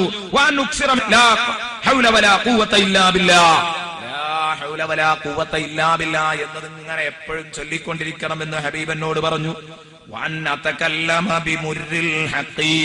മാത്രമല്ല, കഴിക്കുന്ന യാഥാർത്ഥ്യം, സത്യം പറയുമ്പോൾ ചിലപ്പോൾ കഴിക്കും, പക്ഷേ ആ കഴിക്കുന്ന യാഥാർത്ഥ്യങ്ങൾ തുറന്നു പറയണം എന്നും ഹബീബനോട് പറഞ്ഞു. അല്ലാഹുവിന്റെ കാര്യത്തിൽ, ദീനിന്റെ കാര്യത്തിൽ ഒരൊറ്റ കുട്ടിയുടെയും ഒരാക്ഷേപകന്റെയും ആക്ഷേപം ഭയപ്പെടേണ്ടതില്ല. ദീൻ പറയുന്നിടത്ത് ഒരൊറ്റ കുട്ടിയെയും പേടിക്കേണ്ടതില്ല. ആരെതിരായാലും നീ അത് പറയണം. ജനങ്ങളോടൊന്നും നീ യാചിക്കരുത്, ഞാൻ യാചിക്കരുതെന്നും റസൂലിനോട് വസിയ്യത്ത് ചെയ്തു എന്ന് ബഹുമാനപ്പെട്ട അബൂദർ റളിയല്ലാഹു അൻഹു ഉണർത്തി. ഇവിടെ ഞാനിത് പറഞ്ഞു വന്നത്, നമ്മുടെ രോഗം സുഖപ്പെടാൻ, അത്യാർത്തിയുടെ രോഗം സുഖപ്പെടാൻ നബിതങ്ങൾ കൊടുത്ത 2-3 നിർദ്ദേശം കണ്ടോ നിങ്ങൾ? സാധുക്കളെ സ്നേഹിക്കുക, സാധുക്കളോടൊട്ടി നിൽക്കുക, അവരുടെ കഷ്ടപ്പാടറിയുക, നിന്നെക്കാൾ താതവനിലേക്ക് നോക്കുക, നിന്നെക്കാൾ കൊഴുത്തവനെ നോക്കാതിരിക്കുക. എത്ര നല്ല ഉപദേശമാണത്. ഇത് മാത്രം ജീവിതത്തിൽ പകർത്തിയാൽ നമുക്ക് രക്ഷപ്പെടാൻ കഴിയും. ഇതില്ലാതിരിക്കുമ്പോഴാണ്, തന്നേക്കാൾ കൊഴുത്തവനിലേക്ക് നോക്കുമ്പോഴാണ് ഞാൻ നേരത്തെ പറഞ്ഞ നെട്ടോട്ടോടുക. അവിടെ ഭാര്യക്ക് ഭർത്താവിന് നഷ്ടപ്പെടുന്നു, കുട്ടികൾക്ക് ആ വാത്സല്യം തരേണ്ട ഉപ്പയെ നഷ്ടപ്പെടുന്നു, തന്റെ കച്ചവടത്തിന്റെ പിന്നാലെ കച്ചവടം വലുതാക്കാൻ, കച്ചവട സ്ഥാപനങ്ങൾക്ക് വീണ്ടും ബ്രാഞ്ചുകൾ ഇടാൻ നട്ടോട്ടമോടുകയാണിവൻ. ഇതിന്റെ ഇടയിൽ ഇവർക്കെല്ലാം ഈ വക കാര്യങ്ങളെല്ലാം മിസ്സായി പോകുന്നത് നമുക്ക് കാണാം. ഇതില്ലാതിരിക്കാൻ വേണ്ടിയാണ് സുഹൃത്തുക്കളെ ഇത് പറഞ്ഞത്. ആർത്തിയുടെ ദോഷവശം എത്ര വലുതാണെന്ന് ഈ പറഞ്ഞ വിഷയത്തിൽ നിന്ന് നിങ്ങൾക്കും എനിക്കും ഉൾക്കൊള്ളാൻ കഴിയും. ഭാര്യ ഭർത്തൃ ബന്ധമെന്ന് പറയുന്നത് ഒരിക്കലും തട്ടിയുടഞ്ഞു പോകാൻ പറ്റാത്ത രൂപത്തിലുള്ള ഒരു വിശുദ്ധമായ ബന്ധമാണെന്ന് നേരത്തെ തന്നെ എന്റെ കൂട്ടുകാരോട് ഞാൻ പറഞ്ഞു. സ്ത്രീയും പുരുഷനും ഒരുമിച്ച് ജീവിക്കുന്നത് യഥാർത്ഥത്തിൽ ലൈംഗിക വീഴ്ചയ്ക്ക് വേണ്ടി മാത്രമല്ല, അതാ വിശുദ്ധമായ ബന്ധത്തെ കൂടുതൽ ഊട്ടിയുറപ്പിക്കുന്ന ഒരു പ്രധാന ഘടകമാണെന്ന് മാത്രം അവിടെ നിൽക്കുന്നില്ല. ആ ബന്ധത്തിലെ ആകർഷകമായ ഒരു ഘടകമാണെന്നതിന് പുറമെ പ്രകൃതി തന്നെ അവരെ സൃഷ്ടിച്ചിരിക്കുന്നത് ഇങ്ങനെ പരസ്പര പൂരകങ്ങളായിട്ടും പരസ്പരം ആകർഷണമുള്ള ഇണകളായിട്ടുമാണ്.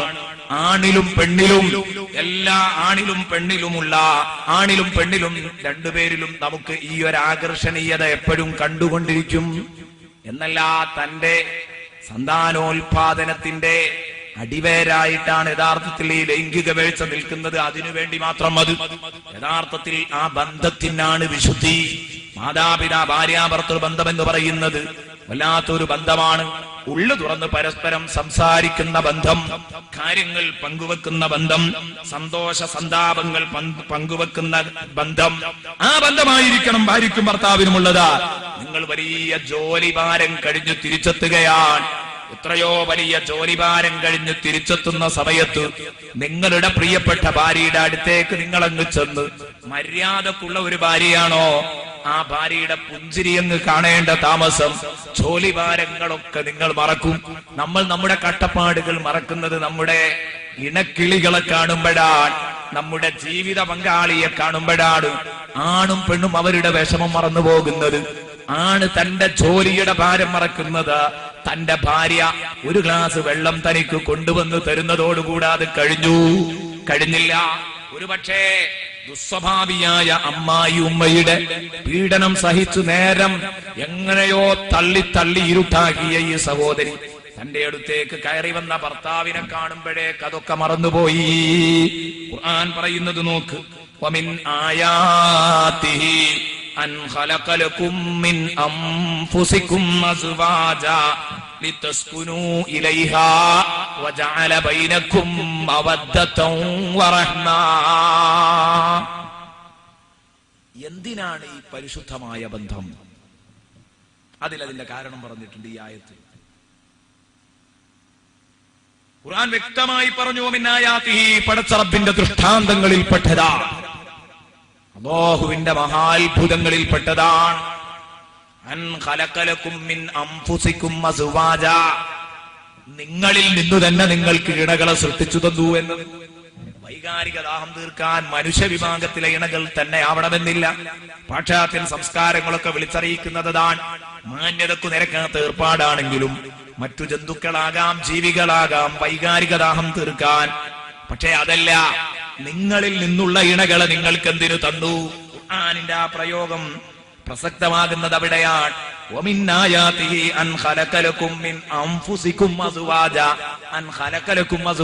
എന്നല്ല, നിങ്ങൾക്ക് ഇണകളെ സൃഷ്ടിച്ചു തന്നത് ഒരു അത്ഭുതമാണ്. അങ്ങനെയല്ല ഖുർആൻ പറയുന്നത്, നിങ്ങളിൽ നിന്നുള്ള ഇണകളെ സൃഷ്ടിച്ചു തന്നു. പാശ്ചാത്യ സംസ്കാരത്തിൽ പലപ്പോഴും അവരുടെ ഇണകൾ പട്ടിയും നായും ഒക്കെയാണ്. അവയൊക്കെ ഇണകളാക്കി കൊണ്ടു നടക്കുന്നത് അതൊരു ഫാഷനായി മാറിയിരിക്കുകയാണ്, മോഡേണായി മാറിയിരിക്കുകയാണ്. മൃഗങ്ങളുടെ കൂടെ ലൈംഗിക വീഴ്ച നടത്തുന്നവരുണ്ട്. അങ്ങനെയായാലും ലൈംഗിക ദാഹം തീർന്നേക്കാം. പക്ഷേ ലൈംഗിക വീഴ്ചയല്ല യഥാർത്ഥത്തില് ഏത് ഭാര്യാഭർത്തൃ ബന്ധത്തിന്റെ പ്രധാന ഘടകം. അത് ആ ബന്ധം ആകർഷിപ്പിക്കുന്ന പ്രധാന ഘടകമാണെന്ന് പറഞ്ഞു വെച്ചിട്ട് നമ്മൾ പറഞ്ഞു മറ്റൊന്നാണ്. അതെന്താ? നിങ്ങളുടെ വേദനകൾ പങ്കുവെക്കാൻ പറ്റുന്ന, നിങ്ങളുടെ ജിൻസിൽപ്പെട്ട ഒരിണ തന്നെ ആവണം നിങ്ങളുടെ ഇണ. ഖലഖലകും മിൻ അൻഫുസികും അസ്വാജ യംദിരു ലിതസ്കുനൂ ഇലൈഹാ. അപ്പോഴേ നിങ്ങൾക്ക് നിങ്ങളുടെ ഇണകളിലേക്ക് ശാന്തി തേടി ചെല്ലാനൊക്കൂ. ഖുർആനിന്റെ പ്രയോഗം അവിടെയാണ് ശ്രദ്ധേയമാകുന്നത്. ലിതസ്കുനൂ ഇലൈഹാ, അവരിലേക്ക് ശാന്തി തേടി ചെല്ലാൻ. നിങ്ങൾക്ക് ശാന്തി തേടി ചെല്ലണ്ടേ? ജോലിഭാരം കഴിഞ്ഞ ക്ഷീണവുമായി വരുന്ന നിങ്ങൾക്ക് നിങ്ങളുടെ ഭാര്യയെ കാണുമ്പോഴേക്ക് അവളുടെ സംസാരവും അവൾ നിങ്ങളുമായിട്ട് പെരുമാറുന്നതും അതോടുകൂടെ നിങ്ങളെല്ലാം മറന്നുപോയി. നിങ്ങൾക്ക് സന്തോഷഘട്ടമുണ്ടോ? സന്തോഷം മറികടക്കാതിരിക്കാൻ അവള് നിങ്ങൾക്ക് ഉപകാരപ്രദമാകും. നിങ്ങൾക്ക് സന്താപഘട്ടങ്ങളുണ്ടോ? നിങ്ങളെ നിയന്ത്രിക്കാൻ നിങ്ങളെ പെണ്ണിനെ കൊണ്ടാവും. ലിതസ്കുനൂ ഇലൈഹാ, ഏതു ചൂടും ഭാര്യയാകുന്ന അത്താണിയുടെ അടുത്തെത്തുമ്പോഴേക്ക് എല്ലാ ഭാരവും മറന്നു. ഏതു ചൂടും തണുത്തുപോയി. വജഅല ബൈനകും മവദ്ദതൻ വറഹ്മ, അങ്ങനെ നിങ്ങളിൽ നിന്നുള്ള ഇണകളെ സൃഷ്ടിച്ചു തന്ന് നിങ്ങൾക്കിടയിൽ പരസ്പരം അല്ലാഹു സ്നേഹവും കാരുണ്യവും നിശ്ചയിച്ചു. വജഅല ബൈനകും മവദ്ദതൻ വറഹ്മ, ആ സ്നേഹത്തിനും കാരുണ്യത്തിനുമാണ് പ്രാധാന്യമെന്നാണ് എന്റെ കൂട്ടുകാർ മനസ്സിലാക്കേണ്ടത്. ആയതുകൊണ്ട് സ്നേഹത്തോടെ, ഒരുമയോടെ, ഐക്യത്തോടെ നടക്കുന്നത്, ആ നടക്കുന്ന ഭാര്യ ഭർത്താക്കന്മാർ, അതിലേ അർത്ഥമുള്ളൂ. അല്ലാത്ത ഭാര്യ ഭർത്തൃ ബന്ധത്തിന് ഒരർത്ഥവും ഉണ്ടാവില്ല. വെറുതെ ഇങ്ങനെ വൈകാരിക ദാഹം തീർക്കാനുള്ള യന്ത്രങ്ങളായി പരസ്പരം അങ്ങോട്ടും ഇങ്ങോട്ടും കണ്ടാൽ ഈ ബന്ധത്തിന്റെ വിശുദ്ധി ഉണ്ടാവില്ല. അതെപ്പോഴാണോ ഇതിന് പറ്റാതെയാകുന്നത്, അതോടുകൂടെ അത് കടിച്ചു തുപ്പും, ചവച്ചു തുപ്പും. അതായിരിക്കും അവസ്ഥ. ഇത് വരാതിരിക്കാൻ നല്ലത് ആദ്യമേ മനസ്സിൽ ഈ പറഞ്ഞ വജഅല ബൈനകും മവദ്ദതൻ വറഹ്മ എന്ന് പറഞ്ഞ ഈ സ്നേഹം ഊട്ടിയുറപ്പിക്കണം. ഈ സ്നേഹം ഊട്ടിയുറപ്പിക്കാനുള്ള മാർഗം എന്താണ്? ഇസ്ലാം പഠിപ്പിച്ച മുഴുവൻ ചിട്ടകളും പാലിച്ചുകൊണ്ട് ദാമ്പത്യ ജീവിതം അവർ നയിക്കണം. അപ്പോഴേ അത് പറ്റൂ. അവിടെ പൊട്ടിപ്പൊളിയാൻ പാടില്ല. അവരോടും ഗൗരവത്തിന്റെ ഭാഷയിൽ തന്നെ മനസ്സിലാക്കണം. ഒരുപാട് സംഭവങ്ങൾ എന്റെ പ്രിയപ്പെട്ട കൂട്ടുകാരോട് പറയാനുണ്ട്. നമുക്ക് തുടങ്ങാം.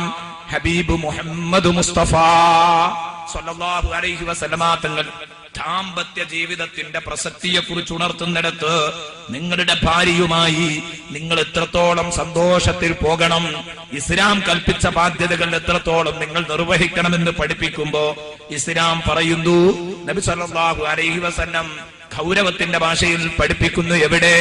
അല്ലാഹുവിന്റെ ഹബീബ് വഫാത്താകാൻ കിടക്കുകയാണ്.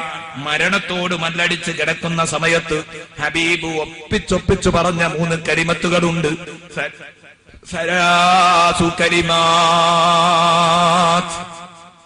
വല്ല യതകല്ലമു ബിഹിന്ന ഹത്താ തലജലജ ലിസാനുഹു വഖഫിയ കലാമുഹു ജഅല യഖൂൽ. നബി സല്ലല്ലാഹു അലൈഹി വസല്ലമ തങ്ങൾ അവസാനം ഒപ്പിച്ചോർപ്പിച്ചു പറഞ്ഞ കലിമത്തുകൾ സലാസു കലിമാത്തിൻ 3 പദങ്ങൾ. വല്ല യതകല്ലമു ബിഹിന്ന, നബിതങ്ങൾ അവസാനം അത് സംസാരിക്കുകയായിരുന്നു. എത്രത്തോളം അതുകൊണ്ട് സംസാരിച്ചു കൊണ്ടിരുന്നു? ഹത്താ തലജലജ ലിസാനുഹു, നബിതങ്ങളുടെ നാക്കിങ്ങനെ പെടക്കുന്നുണ്ട്. കൃത്യമായിട്ടല്ല ആ വാക്കുകൾ കിട്ടുന്നത്. സ്വഹാബത്ത് ചെവി വെച്ചൊപ്പിയെടുത്തത്, വളരെ ശ്രദ്ധിച്ചു കേട്ട വചനങ്ങൾ. ഹത്താ തലജലജ ലിസാനുഹു വഖഫിയ കലാമുഹു, ഹബീബിന്റെ സൗണ്ട് പതുങ്ങിപ്പോയിട്ടുണ്ട്. സൗണ്ട് വേണ്ടതുപോലെ പൊങ്ങുന്നില്ല. വഫാത്താകുകയാണ്. വഫാത്തിനോടടുത്ത സമയത്ത് ജഅല യഖൂൽ, നബി തങ്ങൾ ഇങ്ങനെ പറയുന്നുണ്ട്. എന്താ ഹബീബ് പറയുന്നത്? ഹബീബ് അസ്വലാ അസ്വലാ, നിസ്കാരത്തിന്റെ കാര്യം നിങ്ങൾ ശ്രദ്ധിക്കണേ, നിസ്കാരത്തിന്റെ കാര്യം നിങ്ങൾ ശ്രദ്ധിക്കണേ എന്ന് ഹബീബ് ആദ്യം പറഞ്ഞു. അതുകൊണ്ട് നിസ്കാരം നിങ്ങൾ അതിന്റെ മഹത്വം കളഞ്ഞുകുളിക്കരുത്, അതിന്റെ ഗൗരവം കണക്കിലെടുക്കാതിരിക്കരുത്. ഒരു റക്അത്ത് പോലും ഖദാ ആക്കരുത്, ഒരു റക്അത്ത് പോലും ഒരു വഖ്ത് പോലും നഷ്ടപ്പെടുത്തരുത് എന്ന് സയ്യിദുനാ മുഹമ്മദുർ റസൂലുള്ളാഹി സ്വല്ലല്ലാഹു അലൈഹി വസല്ലമ തങ്ങൾ പഠിപ്പിച്ചിട്ട് രണ്ടാമത് അവിടുന്ന് പറയുന്നു, വമാ മലക്കത്ത് അയ്മാനുക്കും, നിങ്ങളുടെ വലതുകരങ്ങൾ ഉടമപ്പെടുത്തിയതിന്റെ കാര്യം നിങ്ങൾ ശ്രദ്ധിക്കണം. അഥവാ നിങ്ങളുടെ അടിമകൾ, നിങ്ങളുടെ കയ്യിലുള്ള അടിമകൾ, നിങ്ങളുടെ കീഴിലുള്ള തൊഴിലാളികൾ, അവർക്കും ഈ നിയമം ബാധകമാണ്. ശ്രദ്ധിക്കണം, ഇന്ന് അടിമ ഉടമ സമ്പ്രദായമില്ല. പക്ഷേ കീഴിലുള്ള ഉദ്യോഗസ്ഥന്മാരെ, തന്റെ തൊഴിലാളിമാരെ, മുതലാളിമാര് പീഡിപ്പിക്കാൻ പാടില്ല. അവർക്കും ലീവ് നിഷേധിക്കാൻ പാടില്ല. അവർക്കും ഭാര്യയും കുഞ്ഞുങ്ങളും ഉണ്ടെന്ന ബോധം വേണം. അവർക്കും ലീവ് കൊടുക്കണം. ജോലിക്ക് ലീവില്ലാതെ പണിയെടുപ്പിക്കുന്ന മുതലാളിമാരുണ്ടാവരുത്. എല്ലായിടത്തും ബാധകമാണ്. നിങ്ങളുടെ കയ്യിലൊതുങ്ങി നിങ്ങൾക്ക് വേണ്ടത് ചെയ്യാൻ നിർബന്ധിക്കപ്പെട്ട ഈ സാധുക്കൾ, നിങ്ങളുടെ അടിമകൾ, ലാ തുകല്ലിഫൂഹും മാ ലാ യുതീഖൂൻ, അവർക്ക് ആവതാകാത്തത് നിങ്ങൾ അവരോട് കൽപ്പിക്കരുതേ. നബി സല്ലല്ലാഹു അലൈഹി വസല്ലം തങ്ങൾ ഉണർത്തി, അവർക്ക് ആവതാവാത്തത് നിങ്ങൾ അവരോട് കൽപ്പിക്കരുത്, കയ്യാത്ത പണിയെടുപ്പിക്കരുത്. ലാ തുകല്ലഫു നഫ്സുൻ ഇല്ലാ വസ്അഹാ, ഒരൊറ്റ ശരീരത്തോടും അതിനാവതാകുന്നതല്ലാതെ കൽപ്പിക്കാൻ പാടില്ല, കൽപ്പിക്കപ്പെടൂല, കൽപ്പിക്കപ്പെടരുത് എന്ന് നമുക്ക് വിശുദ്ധ ഖുർആനിൽ കാണാൻ കഴിയും. ഒറ്റ ശരീരത്തിനോടും പാടില്ല. അള്ളാഹു ചെയ്യൂല എന്ന് വേറെ പറഞ്ഞിട്ടുണ്ട്, ലാ യുകല്ലിഫുല്ലാഹു നഫ്സൻ ഇല്ലാ വസ്അഹാ എന്നല്ല, ലാ തുകല്ലഫു നഫ്സുൻ ഇല്ലാ വസ്അഹാ. ഇതെല്ലാവർക്കും ബാധകമാണ് എന്ന് ആയത്ത് വിശദീകരിച്ചുകൊണ്ട് പറയുന്നത് കാണാം. ഒറ്റ ശരീരത്തോടും അതിനാവതാകുന്നതല്ലാതെ കൽപ്പിക്കപ്പെടാൻ പറ്റില്ല. ആവതാകാത്തത് കൽപ്പിച്ചിട്ട് കാര്യമില്ല, നടക്കൂല. ഇത് പറഞ്ഞിട്ട് മൂന്നാമത് ഹബീബ് പറഞ്ഞു, അല്ലാഹ അല്ലാഹ ഫിന്നിസാ. ഞാൻ പറഞ്ഞത് ഭാര്യമാരുമായുള്ള ഇടപെടക്കത്തിൽ ശ്രദ്ധിക്കണം, അവരുമായുള്ള പെരുമാറ്റത്തിൽ ശ്രദ്ധിക്കണം. ഹബീബ് വഫാത്താകുമ്പോ ഒപ്പിച്ചൊപ്പിച്ചു പറഞ്ഞ 3 കലിമത്തിലെ ഏറ്റവും ലാസ്റ്റ് പറഞ്ഞ പദം പ്രാധാന്യമുണ്ടതിന്. എന്താ പറഞ്ഞത്? അല്ലാഹ അല്ലാഹ ഫിന്നിസാ. അല്ലാഹുവിനെ നിങ്ങൾ പേടിക്കണം നിങ്ങളുടെ ഭാര്യമാരുടെ കാര്യത്തിൽ. അല്ലാഹ അല്ലാഹ ഫിന്നിസാ ഫഇന്നഹുന്ന അവാനിൻ നിംദകും അവാനിൻ ഫീ അയ്ദീകും അഖദ്തുമൂഹുന്ന ബിഅഹദില്ലാ വസ്തഹലൽതും ഫുറൂജഹുന്ന ബികലിമത്തില്ലാ. ഫഇന്നഹുന്ന, തീർച്ചയായിട്ടും നിങ്ങളുടെ കുടുംബിനികൾ ഉണ്ടല്ലോ, നിങ്ങളുടെ ഭാര്യമാരുണ്ടല്ലോ, അവർ അവാനിൻ ഫീ അയ്ദീകും, നിങ്ങളുടെ കയ്യിൽ അവർ ബന്ധസ്ഥരാണ്. സംഗതി ശരിയാണ്. നിങ്ങൾ അവരെ കെട്ടിയതോടുകൂടെ അവർ നിങ്ങൾ പറഞ്ഞത് കേൾക്കേണ്ടവരാണ്, നിങ്ങളുടെ കീഴിലാണ്, നിങ്ങൾ അവരുടെ പേരിൽ ആധിപത്യമുള്ളവരാണ്. അർറിജാലു ഖവ്വാമൂന അലന്നിസാ ബിമാ ഫളലല്ലാഹു ബഅ്ദഹും അലാ ബഅദ്. നിങ്ങളെ അല്ലാഹു അവരെക്കാൾ ശ്രേഷ്ഠമാക്കി ഈ വിഷയത്തിലെന്ന കാരണം കൊണ്ട് നിങ്ങൾക്ക് അവരുടെ മേലിൽ സ്വാധീനമുണ്ട്. ശരിയാണ്. അതുകൊണ്ട് നിങ്ങളുടെ കയ്യിൽ നിങ്ങൾ വിചാരിച്ചത് ചെയ്യിക്കാൻ കഴിയുന്ന പാവങ്ങളാണവർ.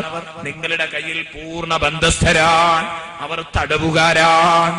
പക്ഷേ നിങ്ങൾ അവരോട് ഒരിക്കലും അപമര്യാദയായി പെരുമാറാൻ പറ്റില്ല. അവളിപ്പോ എന്റെ കയ്യിൽ ഒതുങ്ങിയിരിക്കുന്നു എന്ന് കരുതി അവളെ പോതിര തല്ല ചെയ്യരുത്. അവൾക്ക് സൗകര്യമുള്ളതൊക്കെ കൊടുക്കുക, സൗകര്യമുള്ളപ്പോ കൊടുക്കുക, പറ്റില്ല. അവകാശങ്ങൾ വകവെച്ചു കൊടുക്കണം. നീതി വകവെച്ചു കൊടുക്കുന്നിടത്ത് അള്ളാഹുവിന്റെ ഹബീബ് എത്ര കണ്ടീഷനായിരുന്നു പ്രിയപ്പെട്ട കൂട്ടുകാരെ. നീതി വകവെച്ചു കൊടുക്കുന്നിടത്ത് വല്ലാത്ത നല്ല ഒരു നിസ്തുലമായ ചിത്രമാണ് റസൂലുള്ളാഹിയുടെ ജീവിതത്തിൽ നിന്ന് ഈ വിഷയത്തിൽ നമുക്ക് കിട്ടുന്നത്. സല്ലല്ലാഹു അലൈഹി വസല്ലമ തങ്ങൾ ഭാര്യമാരുടെ മുമ്പിൽ ഏതെല്ലാം ഒരു മിനി കരടിയായിട്ടല്ല ജീവിച്ചത്. നമ്മളിൽ പലരും അങ്ങനെയാണ്. കാരണം പകൽമാന്യനാകുന്നതിൽ അർത്ഥമില്ല. സദസ്സുകളിൽ വരുമ്പോൾ, വേദികളിൽ വരുമ്പോൾ, പുറം ലോകത്തെത്തുമ്പോൾ അവിടെയൊക്കെ തൂമന്നഹാസം കാട്ടിയാണ് അവൻ വരിക. നാട്ടില് അഹമ്മദാഖാനെ പറ്റി എല്ലാവർക്കും നല്ല അഭിപ്രായം. നാട്ടിൽ അഹമ്മദാഖാനെ കുറിച്ച് ചോദിച്ചാൽ നല്ല മനുഷ്യനാണ്, അയൽക്കാർക്ക് നല്ല മനുഷ്യനാണ്, നാട്ടുകാർക്ക് നല്ല മനുഷ്യനാണ്. പുറത്തിറങ്ങിയാൽ എന്താണ് അയാൾ ചിരിക്കാതെ വന്ന് തൊടൂല. ഷഹമാഖാന്റെ ശരിയായ സ്വഭാവം അറിയണമെങ്കിൽ നിങ്ങൾ മൂപ്പരെ കെട്ടിയോളെ എന്ന് കാണണം.